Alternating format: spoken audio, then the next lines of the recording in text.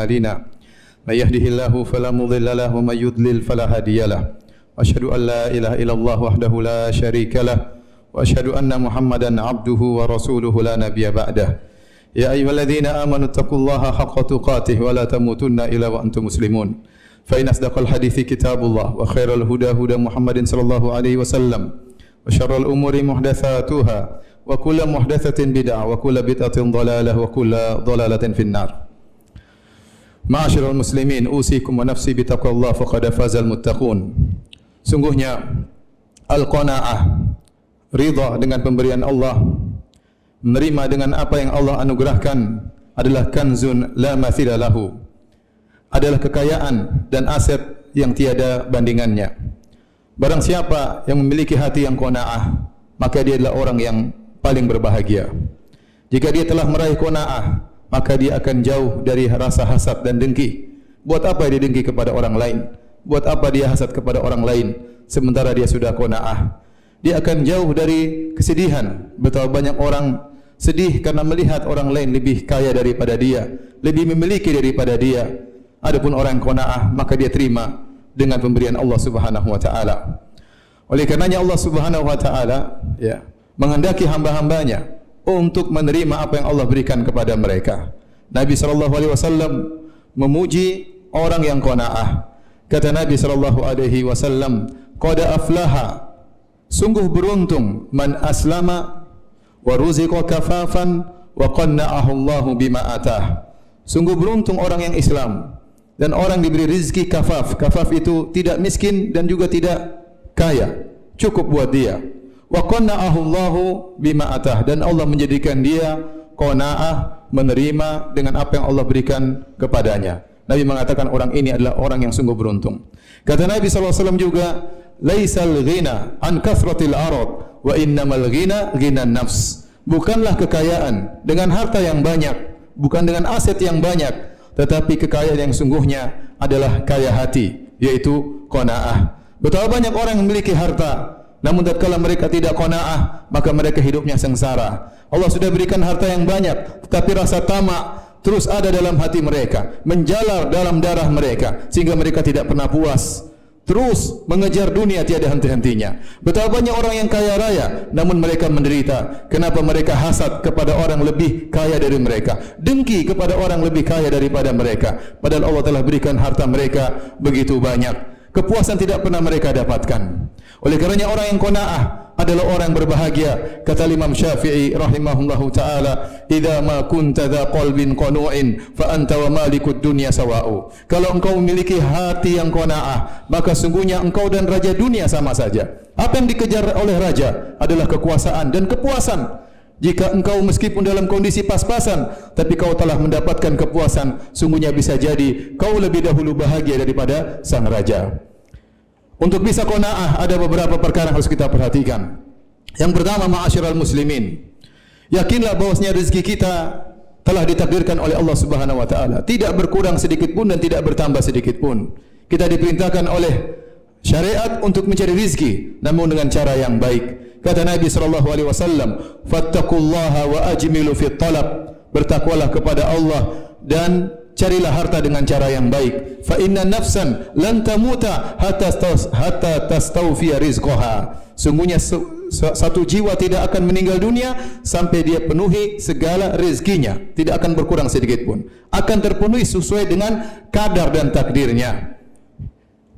Kemudian kata Nabi sallallahu alaihi wasallam, "Fattaqullaha wa ajmilu fit talab wa khudhu mahalla wa da'u maharum." Maka bertakwalah kepada Allah dan carilah rezeki dengan cara yang halal, ambillah yang halal dan tinggalkanlah yang haram. Maka seorang kalau dia tamak, berusaha sekuat mungkin mencari harta, tetap saja dia akan mendapatkan sesuai dengan yang Allah telah rezekikan kepada dia dan takdirkan kepadanya.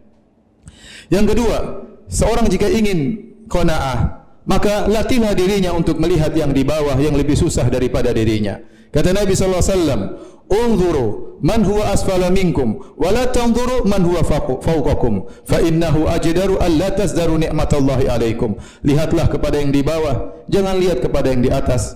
Sungguhnya hal itu akan menjadikan kalian tidak meremehkan nikmat yang Allah berikan kepada kalian. Kita ini masih dalam banyak kenikmatan. Banyak kenikmatan yang tidak terhingga yang Allah berikan kepada kita. Ada di sana orang-orang yang diuji, diberi musibah. Musibah dalam harta, musibah dalam kesehatan, musibah dalam hal yang lain, musibah perceraian, banyak musibah yang mereka hadapi. Kita lihat kepada mereka, maka kita akan bersyukur kepada Allah Subhanahu wa taala.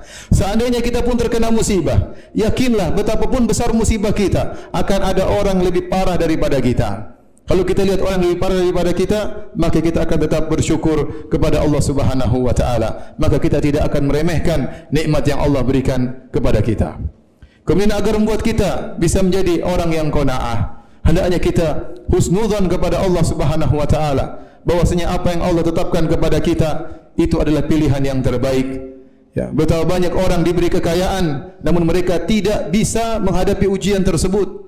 Sungguhnya kemiskinan dan kekayaan adalah ujian, dua-duanya ujian. Betapa banyak orang diuji dengan kemiskinan dan mereka lulus dalam ujian tersebut sehingga mereka masuk surga. Dan betapa banyak orang diuji dengan kekayaan, hanya sedikit yang berhasil lulus dari ujian tersebut. Kebanyakan mereka tidak lulus. Jadilah harta tersebut menjadikan mereka sombong, angkuh, lupa untuk beribadah kepada Allah, sibuk dengan perkara-perkara yang tidak bermanfaat. Semuanya kenapa? Karena harta yang terlalu banyak. Oleh karenanya Allah Subhanahu wa taala berfirman, "Wa asa an takrahu syai'an wa huwa khairul lakum." Bisa jadi kalian membenci sesuatu, namun itu lebih baik bagi kalian. Betapa banyak orang diuji dengan musibah, menjadikan dia semakin dekat dengan Allah Subhanahu wa taala, semakin bertawakal kepada Allah Subhanahu wa taala, menyerahkan urusannya kepada Allah Subhanahu wa taala, semakin rajin beribadah kepada Allah Subhanahu wa taala. Maka seorang berusaha menghadapi segala ujian, baik diuji dengan kesusahan maupun diuji dengan kebaikan. Kemudian yang keempat, ketahuilah bahwasanya setiap harta yang kita miliki akan dimintai pertanggungjawaban oleh Allah Subhanahu wa taala. Kata Nabi SAW, "Lan tazula qadama 'abdin hatta yus'ala an arba." Tidaklah bergeser dua kaki seorang hamba pada hari kiamat kelak sampai ditanya tentang empat perkara. Di antaranya, an malihi, tentang hartanya, min aina tasabahu wa fima anfaqah, dari mana dia dapatkan hartanya dan ke mana dia habiskan hartanya tersebut. Jika seorang diuji dengan harta yang tidak banyak, untuk apa dia hasad kepada orang yang kaya raya?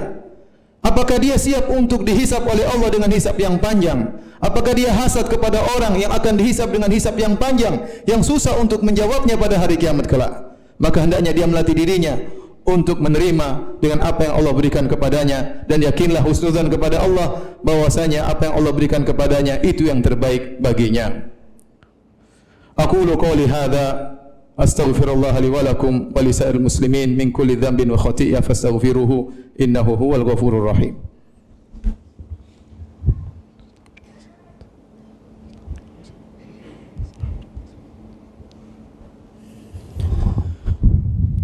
Alhamdulillahi ala ihsanih wa syukru lahu ala taufiqihi wa amtinanih wa asyhadu an la ilaha illallah wahdahu la syarika lahu ta'ziman li sya'nih wa asyhadu anna Muhammadan abduhu wa rasuluhu da'ila ridwanih. Allahumma salli alaihi wa ala alihi wa ashabi wa ikhwanih. Ma'asyiral muslimin, qanaah bukan hanya dimiliki oleh orang-orang yang diuji dengan kesulitan. Orang-orang yang diberi ujian kekayaan, harta yang berlimpah ruah, hendaknya mereka juga memiliki sifat qanaah ini. Bagaimana mereka qanaah dengan harta tersebut? Jangan masukkan harta tersebut dalam hati mereka, cukup di genggaman mereka. Ketahuilah bahwasanya setiap harta tersebut akan diminta pertanggungjawaban oleh Allah Subhanahu wa taala. Tatkala dia tahu bahwasanya harta akan diminta pertanggungjawaban, maka dia akan melawan rasa pelitnya, rasa rakusnya, agar dia bisa mengeluarkan harta tersebut di jalan Allah Subhanahu wa taala. Karenanya Nabi SAW mengatakan, la hasada illa fitnatain. Cemburulah kepada dua orang. Inginlah seperti mereka berdua. Siapa dua orang ini? Kata Nabi SAW, di antaranya rajulun atahu Allahul mal wa huwa yusallituhu ala halakatihi fil haq. Seorang yang diberikan harta oleh Allah Subhanahu wa taala, wa huwa yusallituhu, yaitu dia melawan jiwanya untuk mengarahkan hartanya kepada jalan-jalan yang dicintai oleh Allah Subhanahu wa taala. Maka orang yang dipuji oleh Allah Subhanahu wa taala, kenapa dia qanaah? Dia tidak masukkan hartanya dalam hatinya. Ketahuilah para kaum muslimin yang dirahmati oleh Allah Subhanahu wa taala, sungguhnya seorang mukmin dalam kondisi apapun dia hendaknya nerima dengan keputusan Allah Subhanahu wa taala. Kata Nabi sallallahu alaihi wasallam, "Ajaban li amril muslim." Ajaban li amril mu'min, sungguh menakjubkan perkara seorang mukmin. Wa laisa dzalika illa lil mu'min, dan perkara ini tidak mungkin kecuali hanya kepada seorang mukmin.